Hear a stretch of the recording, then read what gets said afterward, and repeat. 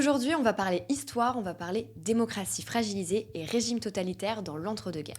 Bon, déjà, on va faire un petit point contexte. L'Allemagne perd la Seconde Guerre mondiale et la France lui impose des conditions strictes et de payer des réparations via le traité de Versailles en 1919. Après quoi, l'Allemagne va connaître une crise économique très forte dans les années 20 qui va impacter la jeune République de Weimar. Pour ce qui est des dates, en 1923, un ancien caporal allemand tente un coup d'État, mais c'est un échec. Il est envoyé en prison, où il écrira un livre dans lequel il explique sa vision du monde, Mein Kampf. En 1924, il sort de prison et il a pour ambition de conquérir le pouvoir. Et il va y arriver, puisqu'en 1932, son parti nazi devient la première force politique du pays. Il faut savoir qu'à cette période, le pays est en pleine crise économique et politique. Vous l'aviez deviné, Hitler finit par arriver au pouvoir et se faire nommer chancelier, donc sans coup d'État. Son but, contrôler le pays et imposer son idéologie. Bon, du coup, dès sa nomination, son régime débute en 1933 et se termine en 1939. Et ce régime totalitaire, il le met en place dans un premier temps via le contrôle politique. Il y a un élément marquant bien précis qui va lancer les hostilités. L'incendie du Reichstag les 27 et 28 février 1933. On arrête et on accuse un homme jugé comme déséquilibré, mais Hitler profite de l'occasion pour attaquer ses ennemis,